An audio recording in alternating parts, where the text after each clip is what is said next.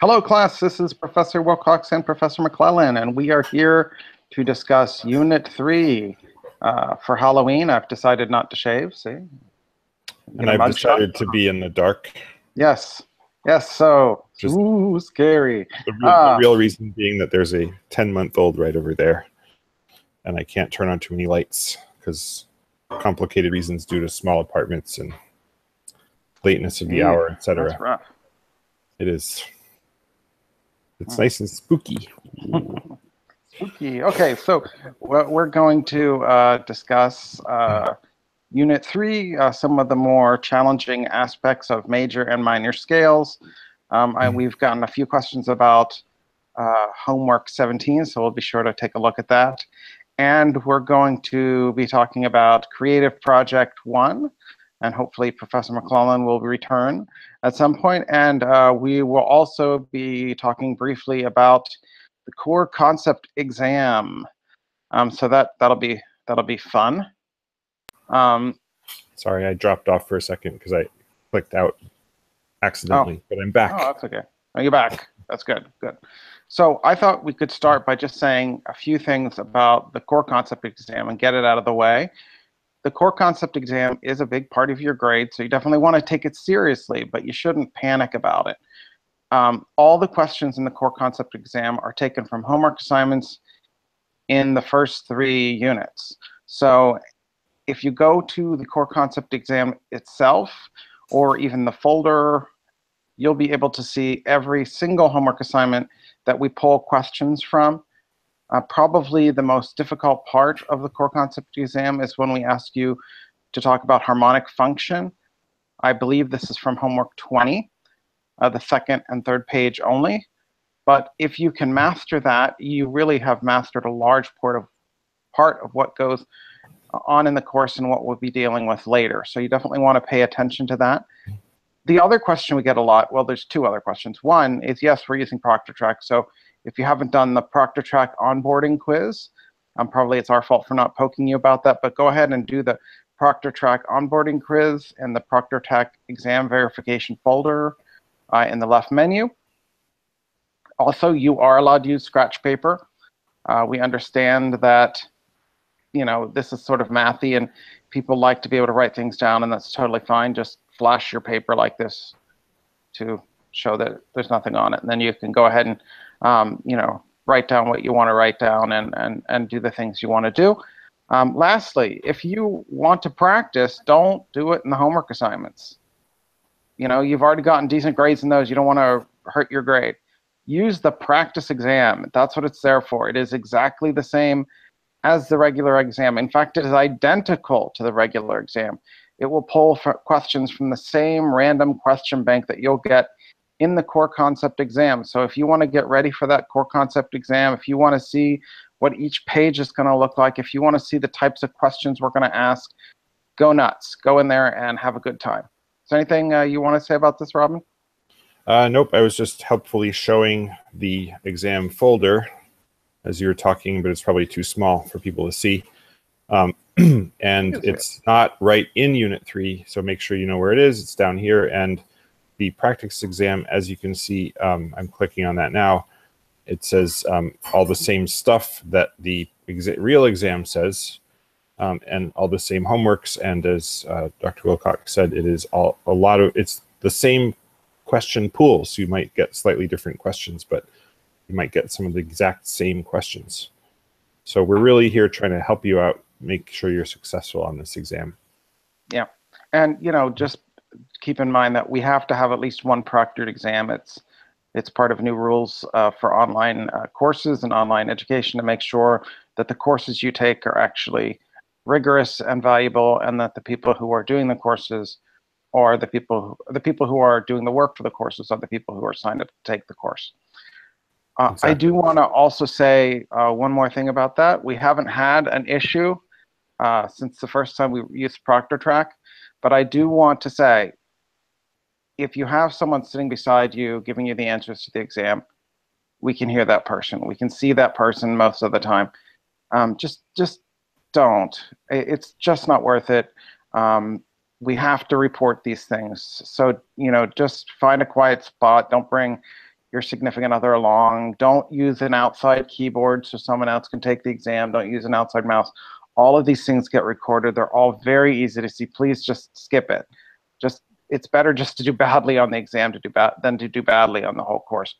And also, if you surf outside to websites which give answers to these questions, we have to report it. We have no choice. And it just shows up. I see exactly where you did. I see your Google searches and all that stuff. So please just take the exam. It's better to get a 50 or a 30 or a 40 than to lose all the points on the exam and have it on your record. Just don't even, it's just not worth taking a chance on that. We have no choice. We have to report these things. So please just skip it, and everyone will be as happy as they can be with an exam. We realize that that's, we're not going to claim that it's going to make you happy, but not cheating on the exam is certainly going to make everyone's life easier. And if you're worried about the exam, which might lead you to consider doing something unreasonable during the exam, instead of doing that, ask us questions and reach out to us and say, I'm really feeling lost, I'm confused, I don't know why, help me, and we will help you. We will do our best. And of course, the most specific questions are the best. So don't, you can start by saying, I'm confused, help me, but we're going to respond by saying, what exact question are you confused about? Send us a screenshot. What did you try already? What isn't working? And so on. And then we can work through and really get you going on whatever it is. Yeah, and even if you haven't mastered like homework 20 or something, that is only part of the exam. There's a whole bunch of the exam, maybe a third of the points, which are just identifying notes on a staff. So that should be at this point fairly easy. So there's a lot of free points in there. You don't want to skip it, and you don't want to do something foolish like looking up circle of fifths during the exam. We saw that several times. It's just not worth it. So anyway, so on to happier, sunnier topics, unless there's more questions about the exam, which we'll be happy to check in later with. But should we start walking through the Unit 3 homeworks? Yeah, why don't we do that? Do you want me to jump in on that? Okay, so can you all see my screen? If you're on Piazza and you can't see my screen, tell me. But hopefully you can. So as usual, each homework is linked to the lesson that precedes it. So if anything isn't clear, or you're like, what is it? I've never seen this before, check the lesson. And so this first one is all about semitones and whole tones and the subtle but vital distinction between chromatic semitones and diatonic semitones. And even if you're, when it comes down to it and you're like, chromatic, diatonic, why are they called that? It seems so arbitrary. Why, oh, why? Just memorize the following thing. Chromatic is the same exact note name and on the same place on the staff. This is a chromatic semitone. I can just give that answer right away to you right there. And if the note names are different and it's still a semitone, then it's a diatonic semitone. So this one you might have to double check. Is it, right away that it's a diatonic something because it's different note names. And once you identify the pitches F flat to E flat, you know that that is a semitone, and so on. So once you get the basic idea of it, it should be pretty quick. But again, the faster you are just reading the notes, the more luck you're going to have with this. And this one is similar, but you're now having to fill in the answer. And probably the biggest thing that people get tripped up on with this one is just the mechanics of answering the question. So what you need to do is drag a note onto the staff. This is obviously not the answer. And click, and then enter whatever it says. And don't question it. If you're certain that what you put on the staff is right, put that in the answer box, and move on. And so again, Do you mind if I jump in for just a second? Yeah, please. Why didn't you use the note head with the natural sign on that previous example? Oh, I didn't even try to answer the question correctly. I just randomly Well, dragged you whatever. did answer it correctly. So why wouldn't you use the note head with the natural sign? Oh, good question, because it's, as we all know, naturals with or without is the same, right? So that could certainly be a source of confusion. The reason I didn't was because it's just not necessary. The natural sign is only used in music to correct or to re-natural a note that's previously been sharped or flatted. So you would rarely see a So natural you're just. probably you're gonna want to see that like on a chromatic semitone where the note names are the same, Yeah, and exactly. you're gonna Let's want find one of you those. want the first note is gonna have an accidental that needs canceled out by that natural sign. Yeah, so I'm going to answer this one as if I'm going to slightly change it. It's asking for a chromatic semitone above, but I'm going to pretend that it's asking for one below. Well, actually, no, I'll give the real answer. This is an example. So I'm unflatting this note by adding the natural. And if I just put a regular old note there, by the rules of music notation, it would be another D flat. So that would not be correct. I need to make it a D natural by adding the natural sign. And that is a good example. I'm glad you clarified that. So that's the idea with that. Let's move. Yeah, and I just wanted to add real quick as you get the next one up. Remember, we're making diatonic scales, so we're going to be only using diatonic whole tones and diatonic semitones, which is why we're helping you draw a distinction between chromatic and diatonic Yes. steps, because we're only using steps. So if you start using chromatic steps in your scale, it's no longer a diatonic scale, and all of our minors and all of our majors are going to be diatonic scales. So you're not going to get a B and a B sharp in the same scale, but you will get a B and a C. So knowing the distinction is going to help you out. Absolutely, yeah.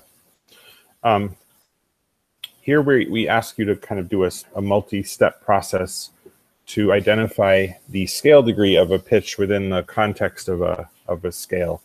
And so we tell you what the scale is, but we don't show you the scale, and you kind of have to fill that in your mind or on scratch paper, and then work, sort of reverse engineer back to get to what this scale degree is. So what I would do as a step-by-step process for this is imagine or write down the C major scale in my mind. I could even sort of point and click in my mind as I go. So C, D is 2, E is 3, F is 4, G is 5, A is 6, and B is 7. It is the 7th scale degree. And if I'm really on top of it and I've had a lot of coffee, I could even work downward. I could say C is 8, and 1 down from there is 7. Save myself a little time. And so we're going to keep switching around and ask you different ways of naming the notes. And so you need to be conversant and fluent in all of them. But it's the same process. Let me find another. I think this homework assignment is all in C major. Yeah, I guess it is. So, and we just start you there because, of course, it's really easy to see.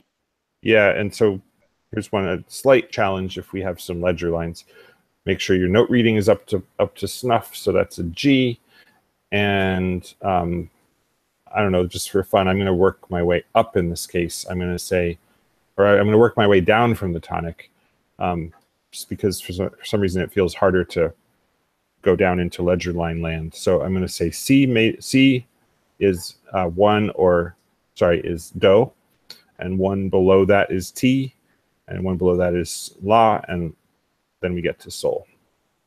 And that's the idea there. So I think that's probably enough on that one.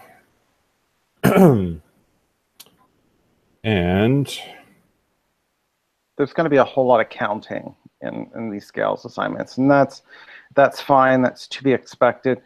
We really encourage you to memorize not a lot of things in this class, but if we say there's just a couple things, we definitely say the major and the minor pattern, and also these harmonic functions.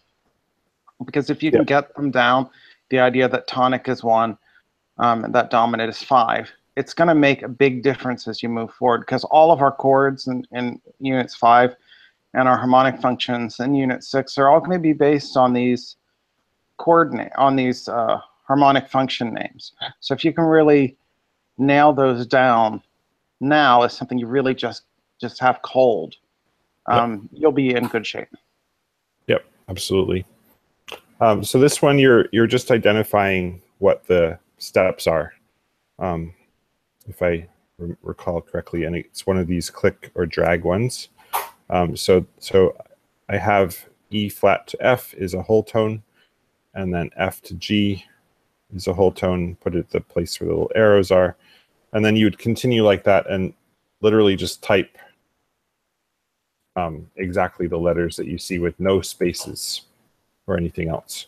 And again, the formatting of your answer is really important. So if you put a comma or a little exclamation point for fun or some spaces before the next one, it's not going to understand that. So be very, very literal minded about it, and you will be fine. But again, it's just about identifying what the steps are. And then I think, let's jump. Whoops, how did I get onto page 2? Oh, because, sorry, I thought we were on to the next one. Yeah, so that's pretty much the idea there. Did I miss anything? No, but we definitely have some questions, especially about the second half of page 2, or about second page of homework assignment 17. Okay. So we should look at that. So we'll rush through page 1 because everyone obviously is fully up to speed on it. This is the same process, so I won't even say much about it, except with minor scale A minor. So just if you can do the part of homework 16 in C major, you can do this. Just remember that the same notes aren't the same scale degrees in solfege and functions, of course. The note C is not do when you're in A minor. So just as long as you make that leap, you're going to be safe on this one. So natural minor scale homework. Yeah, so this is a really, really valuable skill, is to just be able to take a series of notes and add the right sharps and flats to get the scale that you need. And this is a good example to start with, because sometimes we give you the sharps, but only for the tonic, only for do, because that's just a given. It's not something you're altering or changing about the scale. So in this case, we have D sharp minor. Know that pattern. I thought for a second I might have seen it up there, but so the rule when you're building scales is you have one of every letter name, also known as pitch class, and you can't repeat any, because then you get a chromatic semitone or whole tone, and you can't skip any, because then you'd be skipping one, and that would be terrible. So what you do is you go through your pattern and you make sure it matches what you have, and if it doesn't, you add a sharp or a flat. So all that said, D sharp to E is currently a semitone, but what we know from the natural minor scale pattern is the first thing that happens is a whole tone. So we're going to have to make this one semitone bigger, and the best way to do that is with a sharp in front of the E. Then we now have E sharp to F, and what we need in our scale pattern, our first one was a whole tone, next one is a semitone. And so what we need is a semitone. What do we actually have? And what we have is E sharp to F. Now on the keyboard, on the piano keyboard, it's always good to have as a reference. Those are actually the exact same note on the keyboard. They're different notes in the scale, but they're the same note on the keyboard, and that's not a semitone. What would you call that? I would actually call that a diminished step, whole step. Or maybe a diatonic unison? Yeah, I guess so. This is not a common thing you'll see in real music, so even the terminology I'm a little fuzzy on, but yeah, I think that sounds right. It's definitely something you don't want to have very often.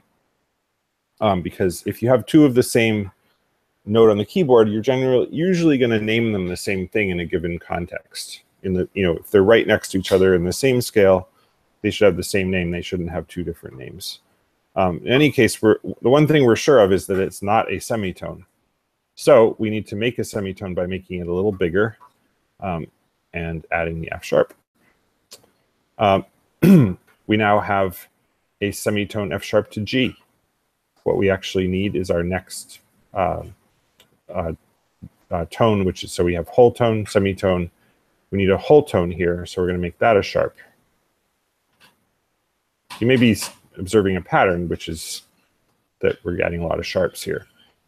We need another whole tone, so we're going to have to add another sharp. This is a nice thorny first example to start with. Finally, at last, we need a semitone here, and we're all set. We have a semitone. But for our last thing right here, we're going to need another sharp to make that a whole tone. Do I have all that right? I can see why people are asking. That looks right to me, yes. I don't personally run into the D sharp minor scale every single day. So, there's takes me that little extra minute to be like, did I do that right? So the next step is every bit as important as actually knowing the answer, which is to enter the code very precisely. So you really have to just follow exactly what you see in order. Don't put the S in the wrong place, like an S and then a 6 or something. Just really careful, 6, 7, S.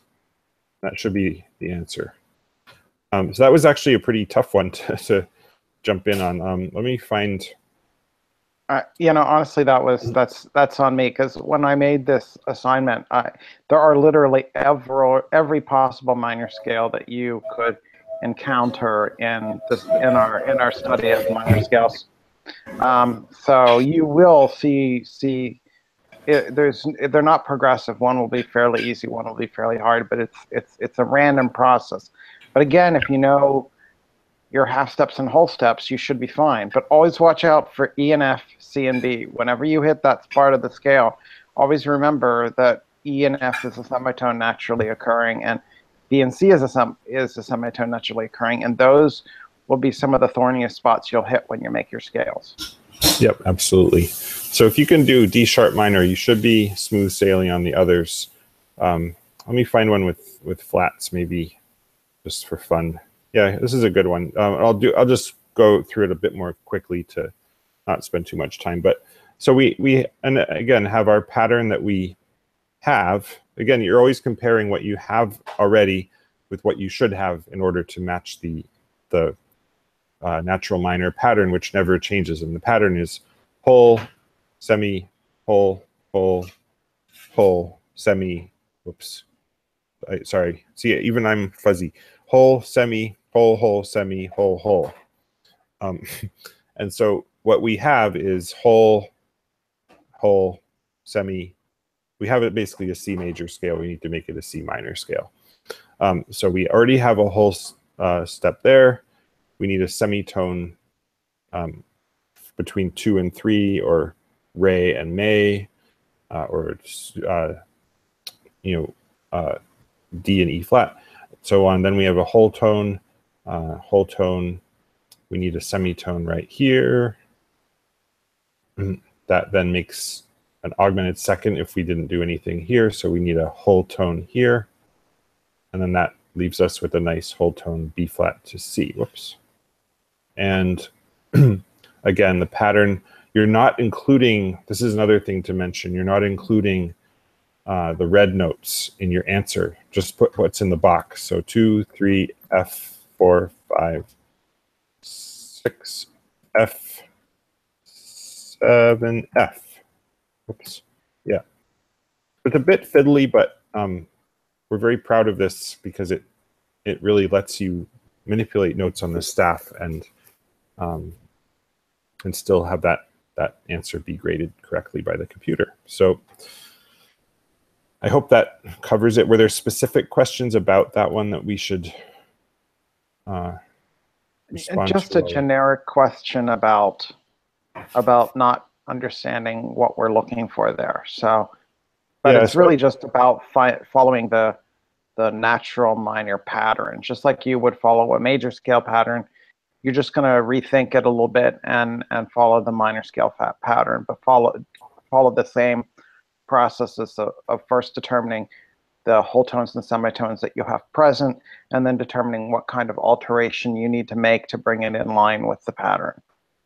Yeah, and if you find that you keep running against a wrong answer, check your whole steps and half steps really carefully, and maybe write down the pattern so that you're sure you're following. Like, you could have the wrong pattern in mind and be getting every single one of them wrong in the same way, or something like that. So just always go back to the pattern.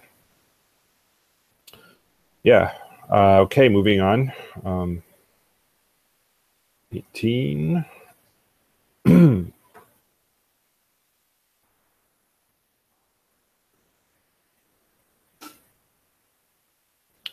So this is basically the same process, I believe. And you just need to be following the major pattern.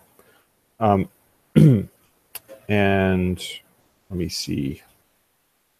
Let's find a juicy one. A major is pretty good. So I'll just go really quickly.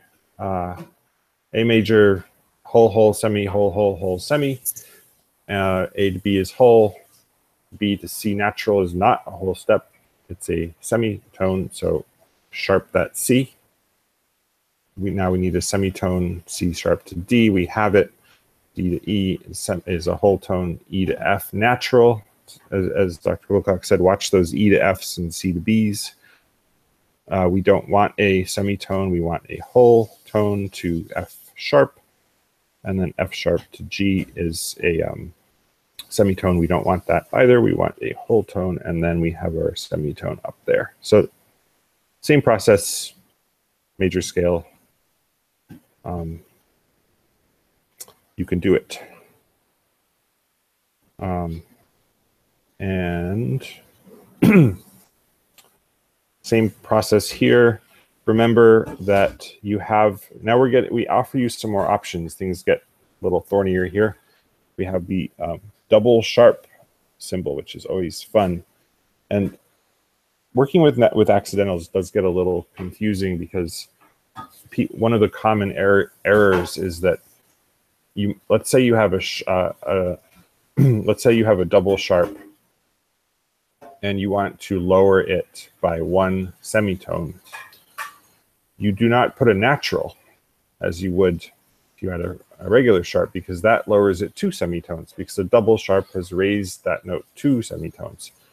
So to lower a double sharp by a semitone, you put a sharp, and it feels a little counterintuitive because you think of sharps as always raising a note. But in fact, if there's a double sharp, you can use a sharp to lower a note. So you just have to be really clear on what those symbols are. Maybe this is a good one to do. I've actually seen a double natural sign too before. Have you ever seen that, where someone jams 2 natural signs together? I think maybe, and I haven't been. I think it was a fever dream. It was a fever dream, yeah. Fever dream. The scarier corners of music theory. Yeah. That's we're frightening you from Halloween by scaring you with double sharp things you're not going to have to deal with. Double sharps are definitely a scary Halloween beast. Yeah, don't worry about them too much. Yeah, so I don't know if I want to make sure we get through everything and we talk about the creative project. So I don't know if I need to go through all of these, but would it be useful to, D sharp harmonic minor eek. Even just do the harmonic minor one in D sharp, because it's not going to get any uglier than that. And anybody who's watched deserves to get the answer for that given to them, I think. But then we can move on. Okay. And remember, people, there's 5 or 6 of you, or 7 or 8, I don't know how many watching. I'm being optimistic. If you want to ask questions in Piazza, we are taking them there, and we've got some questions about the creative project I'll mention when we get to that point. But if you have questions or not understanding something, don't be shy. Absolutely. So in this case, we're trying to help you out a little bit by giving you a key signature. So your job is to figure out how to spell that darned 7th scale degree, which is, as you know, is in the harmonic minor. It's altered from the natural state to be raised by a semitone. And here, as I said, from its natural state, I realized here the terminology can throw you off, because this C in the key of D sharp minor, natural minor, if you look in the key signature, is a C sharp. So it's naturally a C sharp. Not a C natural, but it's naturally a C sharp. How do you like that? So when you have a key signature, you have to start to think of the note as by default a C sharp, not by D. Sort of have to shift your whole perspective and think like, this is no longer by default a C that's being altered to a C sharp. C sharp is the default. So everything that happens to it starts from there. And that's why if you added a sharp to this, you wouldn't be doing anything to it. It's already a sharp. And that is why, my friends, the double sharp exists. So we put a double sharp. And I think a couple of people asked, like, they were putting like DS or something for double sharp. It's just D. That's how we've designated this. So that's the story. Moving right along. Yeah, and then these just gets thornier and thornier. So now you have to cope with the different way that the melodic goes up and down. And but luckily it builds on itself. So let's see, this might be a good one. Trying to find one. Maybe this is a good one to demonstrate what I was talking about before. So we'll sort of follow, if you think of the D sharp I just did, we already know the answer to one little piece of this, which is, we know this is a double sharp. Very cool. Now, what we need to know is the scale pattern. And the melodic minor in its upper reaches is very similar to the major pattern. So what we have is tonic to supertonic is a whole step, whole tone, and then a semitone, and then a whole tone, whole tone, whole tone, whole tone, and then a semitone. So that's what we need. But what we have is A sharp to B is a semitone, because that's the way it would be in a natural minor. So we need to raise the B natural to a sharp. This is indeed one of the more thorny ones you'll encounter. So if you're feeling a little confused, that's probably okay. Just do your best to kind of, if you can get this, you've got this. Let me just put it that way. And Dr. Wilcox, correct me if I'm messing this up myself, because again, I don't run into the D sharp melodic minor every day of my life. But I will let you know. I think I'm good. So you seem to be good at this point, yes. We've scaled the mountain, and as mountaineers tell you, sometimes the worst accidents will happen on your way down because you can slip. So it's one thing to scale Everest, but be careful on your way down. We're now at the peak, the tonic, and now we need to get ourselves back down via the minor scale route, which is a little mellower, but I mean the natural minor. So from here on, you can pretend you're in the natural minor, and if it helps you, you could even work backward and say, whole, semi, whole, semi, whole. How do I achieve that? Well, I need a whole tones down to B.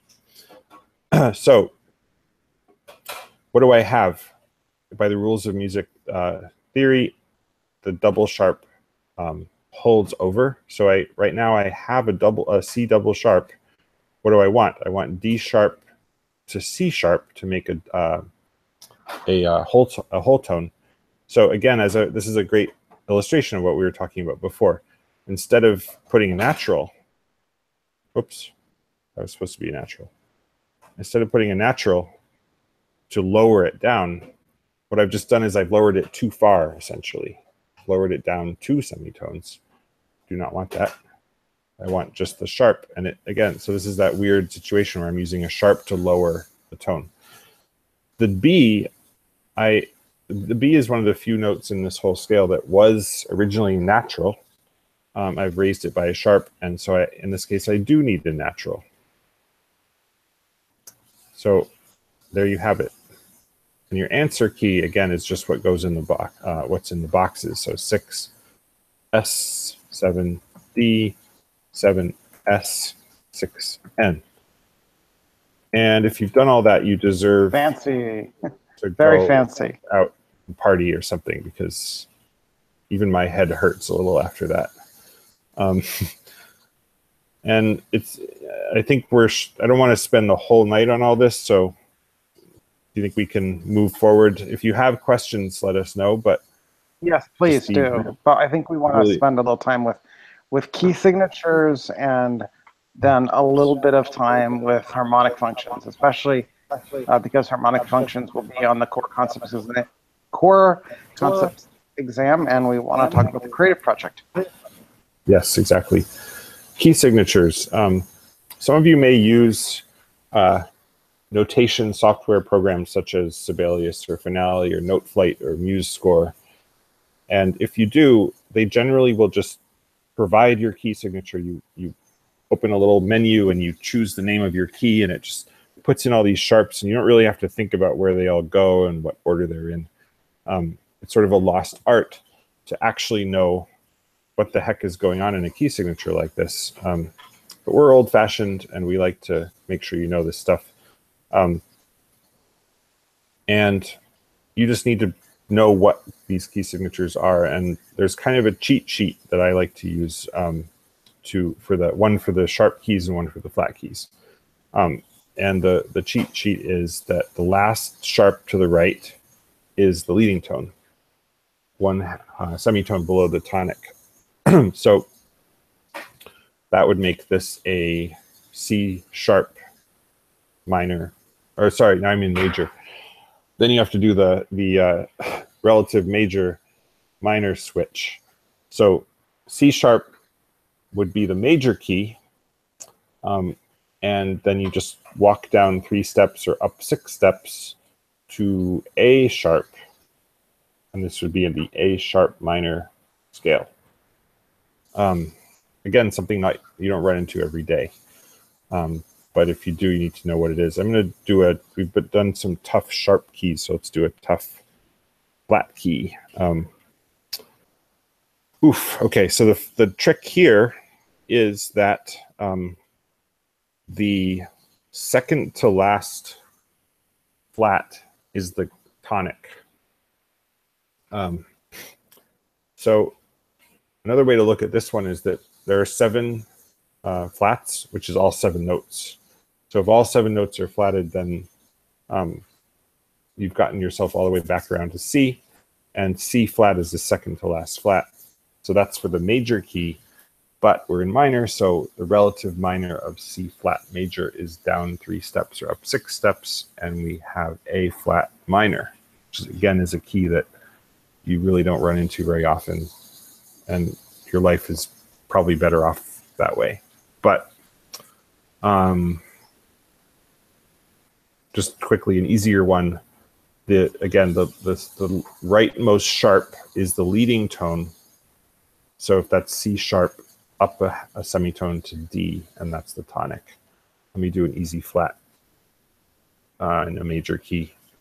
Yeah, so the second to last flat before to the right is the tonic, and so this is the key of A flat major. Hope that little rubric helps. All right, let's jump forward to okay. Yeah, oh boy. Halloween is setting in full force. So Okay, it's scary, but it's not that scary. You'll True. be fine. It'll be We're fine. not. I don't mean to Let's not be overstate it. overly dramatic here. We'll all survive. I was just getting into the spirit of it. The Oh, I see. ghouls, Yeah, well, the that's great. ghouls are after you. That's great if we're going to give them candy, but since we're probably not passing out candy, that's try not to scare people. Yeah, this course has neither tricks nor treats. Well, the treat is becoming a knowledgeable music theory person. There are no tricks. We will not trick you. It's all there. It all makes sense. So yeah, there's a few different kinds of questions, and you just have to be really conversant in the parallel and relative. So quick reminder on that is that the parallel major and minor always share the same tonic note, and they have some different notes. Third, sixth, and seventh scale degrees are different. The relative minors share all of the same exact pitches, but the tonic is different.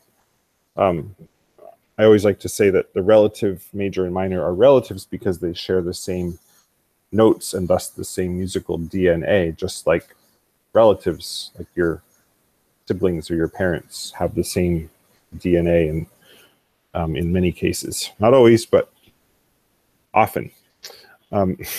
So parallel minor of G major is same. So the first thing you know right away is that G is still the tonic and it's minor, so G minor. Relative minor key of B major.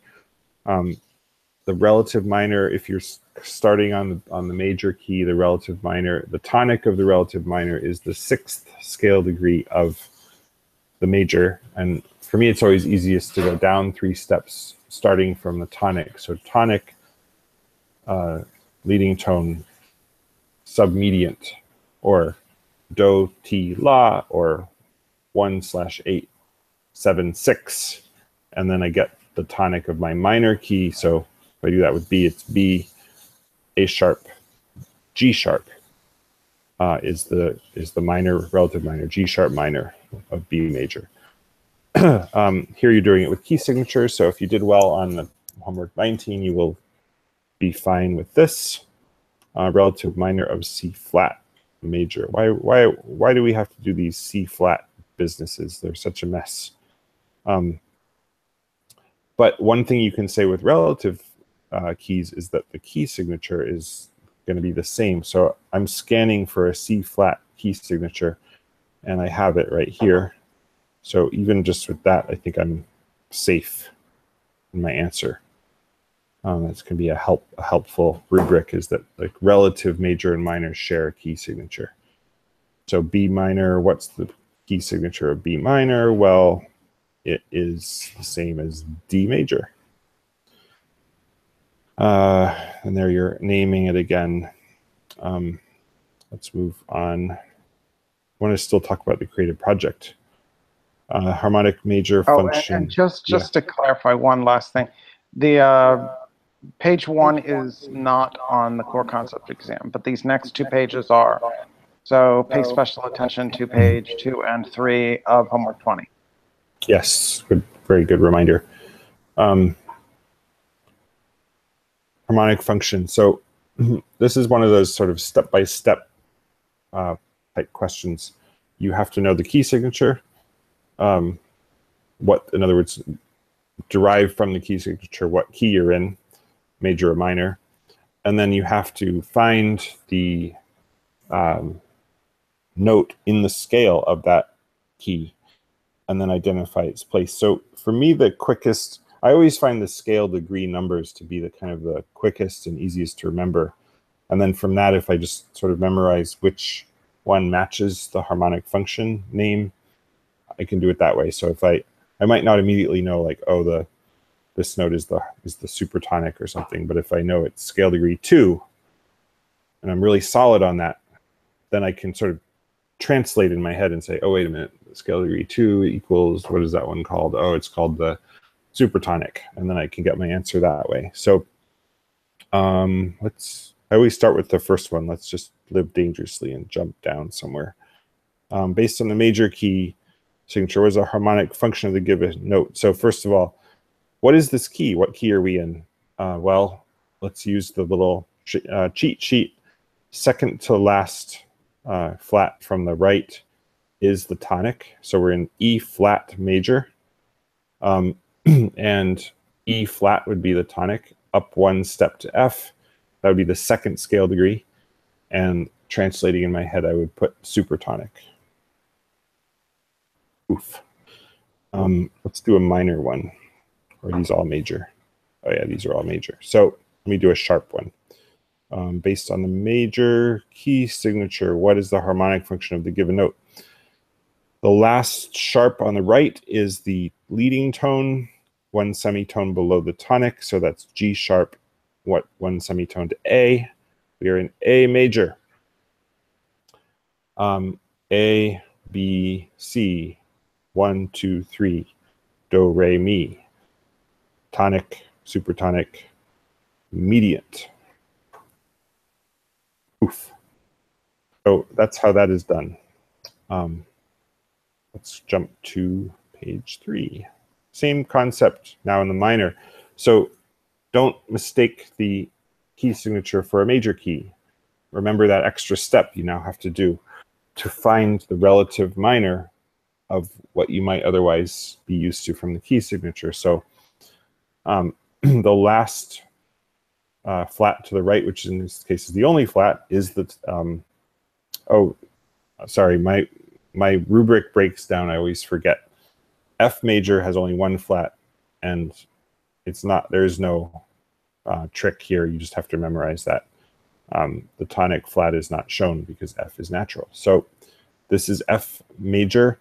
Make the translation to the relative minor, which is the 6th scale degree, F, E, G, A, B, flat. Wait a minute. I totally messed that up. F, G, A, B, C, D is the minor key. And then, so the D is the tonic, D, E, F. And that's the 3rd scale degree. And then I have to remember what is that called in the harmonic function. And it's called the mediant. Oof. So there's, if you can do the steps reliably each time, then you're going to be fine. Let's do this weird one that has a flat key signature and a natural. That's weird looking. What's going on with that? So minor key, start with the major key signature. Second to last flat is the tonic. E flat. What's the minor of that? E flat, counting down, E flat, D, C is the tonic of the minor key. And then C, D, E, F, G, A, B is the 7th scale degree. And if we were in, if there were no natural, it would be te, also known as the subtonic, but the natural raises it that crucial semitone to become T, the leading tone. Thus, the answer is leading tone. I think probably one of the biggest sources of questions we get here is people say, well, why isn't it the subtonic? And we respond, well, it just isn't. And then they say, well, that's not a very helpful answer. And then we say, you're right. The reason is because the subtonic is a whole step below the tonic. The leading tone is a half step below the tonic. And then they say, okay, thanks, that makes sense. And then we all move on. Well, I do want to just add one little bit is, I think this assignment expects you to hyphenate leading tone. Oh, that is very possible. Yeah.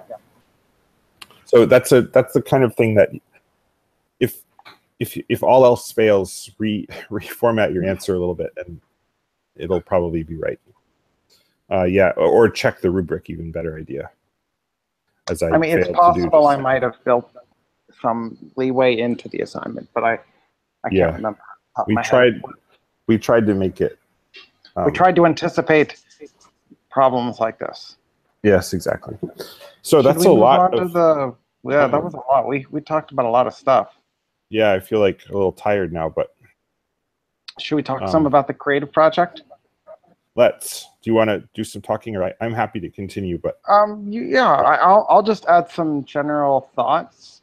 yeah. Again, we're really interested in you following the specifics of the assignment, which we'll go through in a second, and that will determine whether or not you get the points. It really doesn't matter if you write a beautiful melody, as long as you follow the requirements.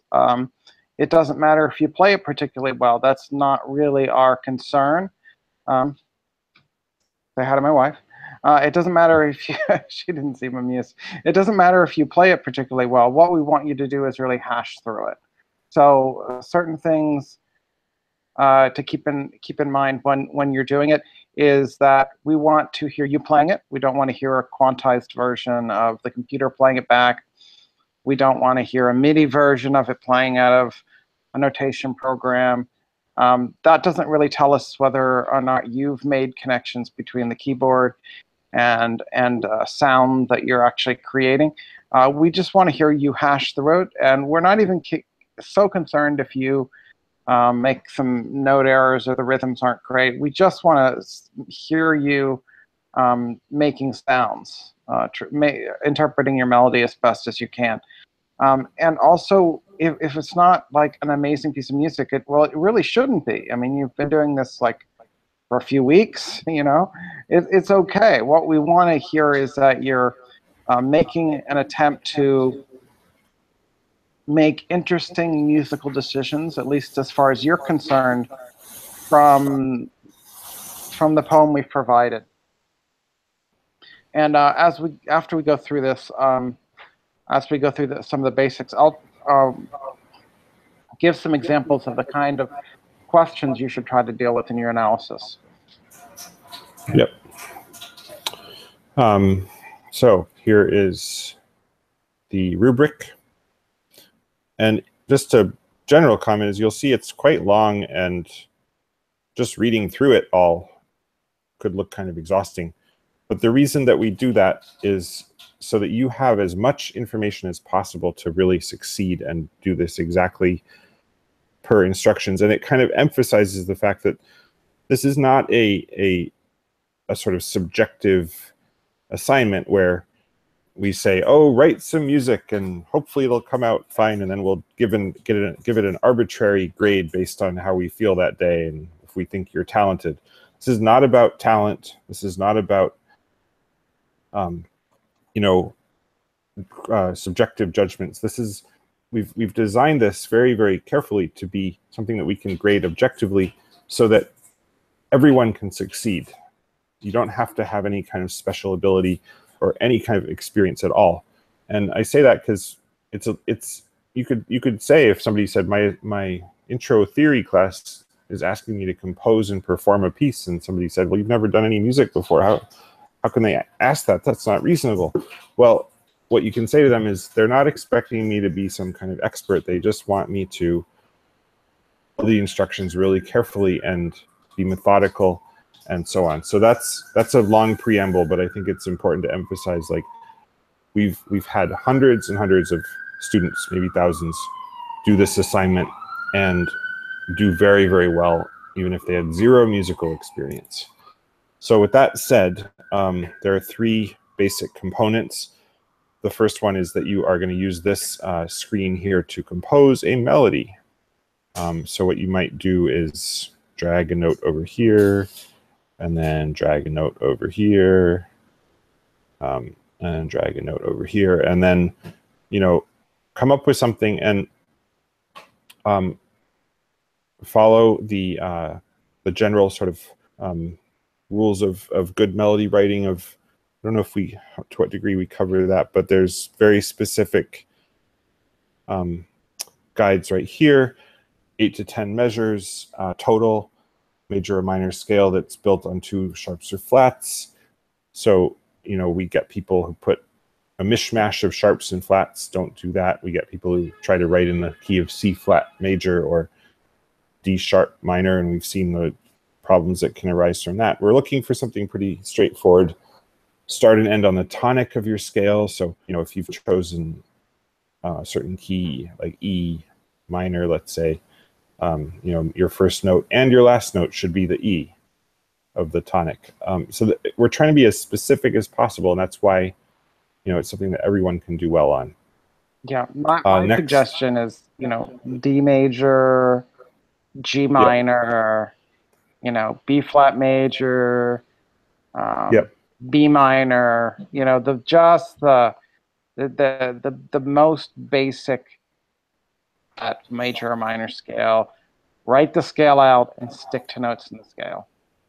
yeah, and that's That's an issue we've seen kind of in the other direction from people who do have some maybe musical background, and they're like, well, I got this, I'm going to do something really cool and fancy and wow the professors, and we don't we want you to do something cool that you feel excited about, but in a way you may have to rein in your instincts and really stick to the rules. Like, this is not a chance to sort of be free and creative without any limits at all. It's really, hopefully you'll write something you feel good about and that's exciting to you, but it has to follow the rules, or you too will get a lower grade. And I guarantee that 90% of the students who write in minor, which will be a vast majority because I believe the poem's sort of a little dark side, 90% will give us a subtonic instead of a leading tone.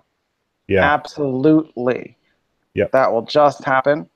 And that's not unexpected because a lot of the popular music you listen to will actually use subtonics. It'll be what's called modal. But we really want you very specifically to give us a leading tone for this melody as your second to last note. That's a semitone below. So if you don't, you'll lose points. Yep. And it's because subtonic does not have the same feel to it. It's not. And when we start doing chords, dominant chords with a subtonic are pretty. Yeah. But dominant chords with a leading tone are like, ooh, so we really want you to use that leading tone. Yeah, and that's why every little detail counts. So what I'd recommend is, after you finish your melody over on this thing, before you do your performance or recording, just go back through here and literally like read every word and be like, did I do that or not? And if not, fix it, because once you make your recording and blah blah blah, then it's hard to go back and adjust it. So about that recording, again, you're not trying to wow us with a Carnegie Hall worthy performance. We're trying to get an accurate matching between the notes on the staff and what the sound is. And it's a one-to-one correlation. There's no wiggle room really there when it comes to just the sheer pitches of the notes.